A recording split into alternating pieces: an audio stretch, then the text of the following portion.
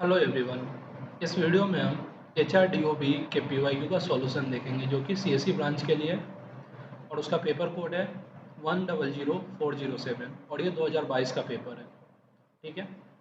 सबसे पहला क्वेश्चन है व्हाट इज रीट्रेनिंग। आंसर में लिखा है retraining refers to the process of providing additional training और education to employees in order to update their skill और नॉलेज। मतलब रिट्रेनिंग के थ्रू जो भी एम्प्लॉय होते हैं उनको मार्केट के जो भी लेटेस्ट टेक्नोलॉजिकल स्किल होते हैं उससे अपडेटेड रखा जाता है। ठीक है। It is often done to keep up with technological advancement और चेंजेस इन जॉब रिक्वायरमेंट। ये इसलिए किया जाता है ताकि मार्केट में कोई भी नया टेक्नोलॉजी आए उससे जो भी ऑर्गेनाइजेशन के एम्प्लॉई है वो वाकिफ़ हो और उसके हिसाब से वो वर्क कर पाएँ। ठीक है, ताकि वो इंटरनेशनल स्टैंडर्ड को मीट कर पाएँ। अगला है retraining helps employee adapt to new roles और responsibilities within the organisation. Retraining की वजह से नए स्किल सीखेंगे, नए स्किल सीखेंगे तो नए नए रिस्पॉन्सिबिलिटीज़ उनको मिल सकेंगी ऑर्गेनाइजेशन में। आगे है ensure there continued productivity and effectiveness, जिसकी वजह से वो लोग ज़्यादा प्रोडक्टिव हो पाएंगे। ठीक है, और ज़्यादा इफेक्टिव हो पाएंगे। नेक्स्ट क्वेश्चन है डिफाइन रिक्रूटमेंट।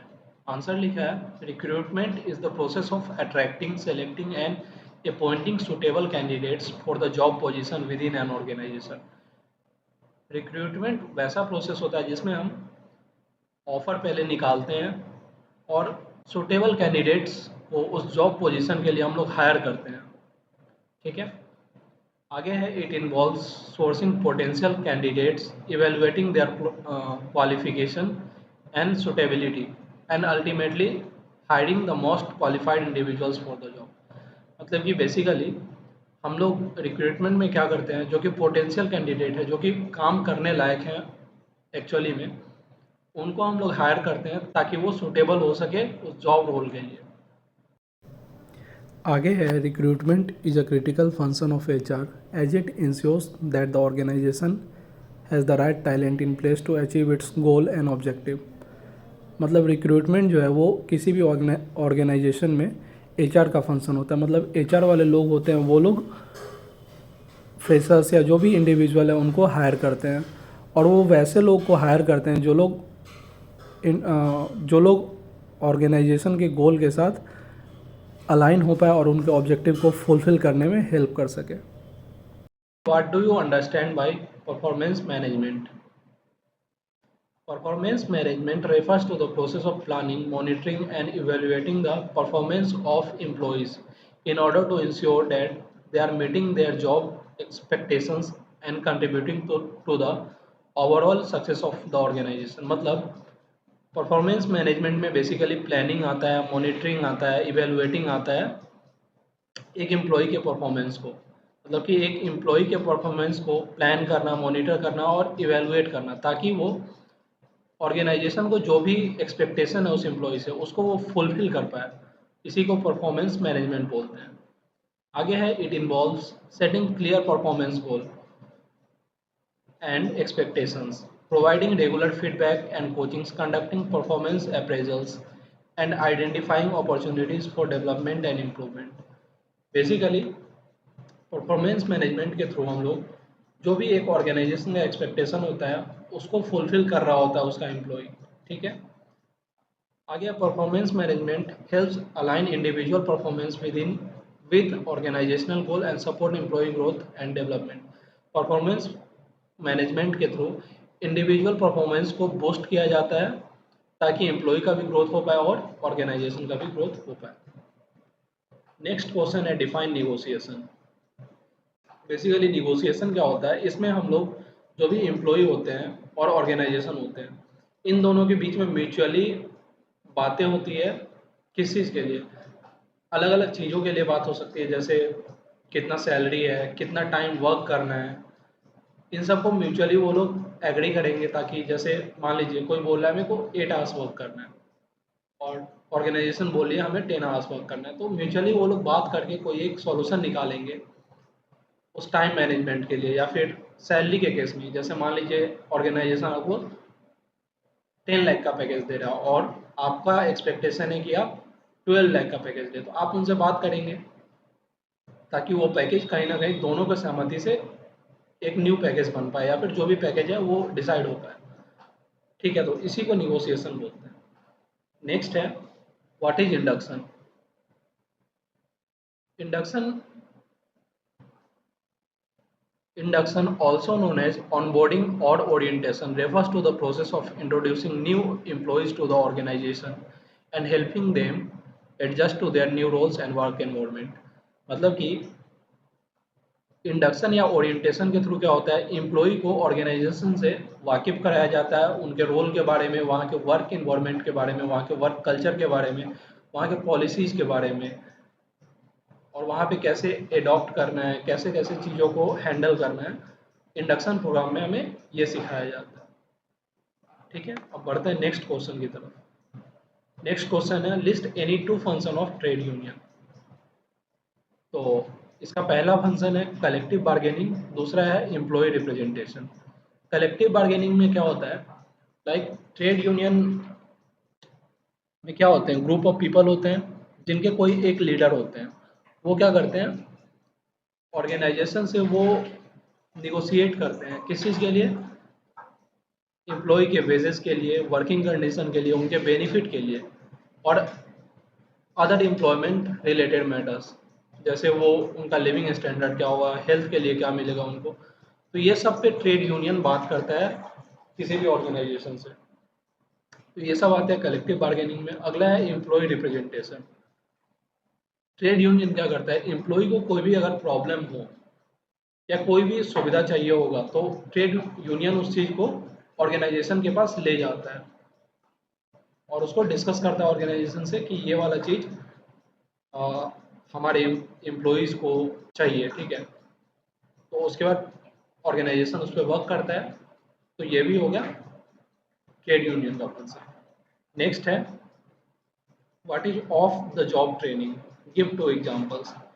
तो ऑफ द जॉब से मतलब पता चलेगा कि जो प्रॉपर वर्किंग इन्वायरमेंट है उससे कहीं बाहर ले जाके एम्प्लॉयज़ को ट्रेनिंग देना, इसको ऑफ द जॉब ट्रेनिंग बोलते हैं। गिव टू एग्जांपल्स, अलग अलग एग्जांपल्स में हम देख सकते हैं, सेमिनार और वर्कशॉप हो सकता है। दूसरा हो सकता है ऑनलाइन और ई लर्निंग। सेमिनार और वर्कशॉप में क्या है, एम्प्लॉय अटेंड सेमिनार्स और workshop organised by industry associations, training institutions और specialised training providers. These events focus on specific topics or skills relevant to the employee's job roles or professional development। मतलब basically उनको seminars attend करवाया जाएगा जिसमें कि किसी भी स्पेसिफिक टॉपिक या स्किल के बारे में डिस्कशन हो। ठीक है, अगला है ऑनलाइन और ई लर्निंग। इसमें क्या होता है कि बेसिकली एम्प्लॉयज़ को इंटरैक्टिव मॉड्यूल्स प्रोवाइड किया जाता है, वीडियोस प्रोवाइड किया जाता है, क्विजेज प्रोवाइड किया जाता है, ताकि वो अपने प्लेस अपने कन्वीनियंस में रह के चीज़ों को सीख पाएँ और ऑर्गेनाइजेशन के लिए हेल्पफुल हो पाए फ्यूचर में। ठीक है, नेक्स्ट है डिफाइन कॉम्पिटेंसी मैनेजमेंट। कॉम्पिटेंसी को हम लोग स्किल भी बोलते हैं। बेसिकली स्किल मैनेजमेंट या कॉम्पिटेंसी मैनेजमेंट क्या होता है, ये एक प्रोसेस होता है जिससे किसी भी ऑर्गेनाइजेशन में जो एम्प्लॉय वर्क कर रहे होते हैं उनके पास कौन सा स्किल है और कौन सा स्किल नहीं है। लाइक कोई स्किल है तो अच्छा है, कोई स्किल नहीं है तो उसको जो स्किल चाहिए होगा उसके लिए ट्रेन करना और मैनेज करना, ताकि वो ऑर्गेनाइजेशन में अच्छे से कंट्रीब्यूट कर पाए। इसी को हम कॉम्पिटेंसी मैनेजमेंट बोलते हैं।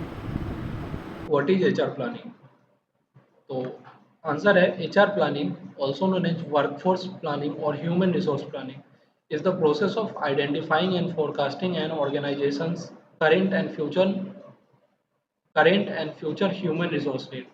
एचआर प्लानिंग में क्या होता है कि करेंटली किसी भी ऑर्गेनाइजेशन में जो वर्क कर रहे होते हैं एम्प्लॉय, और फ्यूचर के लिए कौन से एम्प्लॉय का ज़रूरी पड़ेगा, इस चीज़ को फिगर आउट करना, ये एचआर प्लानिंग में आता है।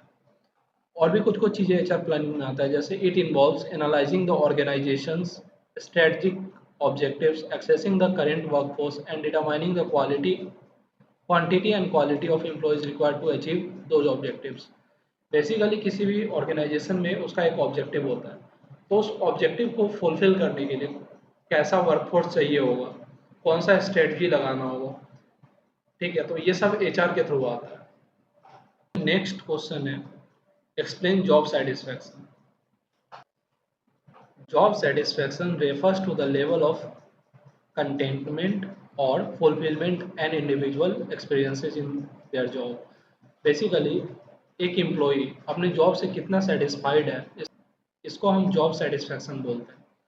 जॉब सेटिस्फैक्शन अलग अलग चीज़ों की वजह से हो सकता है, जैसे कि नेचर ऑफ वर्क। अगर कोई एम्प्लॉई है, उसको वर्क करने में मन लग रहा होगा तो वो सेटिस्फाइड होगा ऑब्वियसली। वहाँ का वर्क इन्वायरमेंट अच्छा होगा तो भी वो सेटिस्फाइड होगा। Relationship with colleagues and supervisors, अगर उसका रिलेशनशिप एम्प्लॉय का कलीग्स और सुपरवाइजर के साथ अच्छा होगा तो वो भी सेटिस्फाइड होगा जॉब में। अगला है कंपेंसेशन एंड बेनिफिट्स। कंपेंसेशन और बेनिफिट्स अच्छा मिल रहा होगा जॉब में तो वो सेटिस्फाइड होगा एम्प्लॉय जॉब के लिए। अगला है opportunities for growth and advancement, मतलब आगे बढ़ने के लिए करियर में और एडवांसमेंट के लिए अगर ऑर्गेनाइजेशन सही होगा तो भी वो एम्प्लॉय सेटिस्फाइड होगा। अगला है alignment with personal values and goals, मतलब कि ऑर्गेनाइजेशन उसके पर्सनल डेवलपमेंट में भी हेल्प कर रहा होगा तो एम्प्लॉय सेटिस्फाइड होगा। ठीक है। अगला है job satisfaction is important as it can impact employee motivation, productivity, engagement and overall wellbeing. Job satisfaction important होता है क्योंकि अगर जॉब से सेटिस्फाइड होगा कोई भी एम्प्लॉई तभी वो मोटिवेटेडली वर्क कर पाएगा, प्रोडक्टिव हो पाएगा, इंगेज हो पाएगा वर्क में, और वो अपना हेल्थ का केयर कर पाएगा और अपना भी केयर कर पाएगा, और फाइनली ऑर्गेनाइजेशन का भी केयर पाएगा। Satisfied employees are more likely to be committed to their work. Obviously जो सेटिस्फाइड एम्प्लॉय होंगे वो लोग अपने वर्क को सीरियसली करेंगे, ठीक है, ताकि वो हायर लेवल पे जा सके और ऑर्गेनाइजेशन को अच्छे लेवल पे ले जा सके और लॉन्गर ड्यूरेशन तक ऑर्गेनाइजेशन के लिए वर्क कर पाए।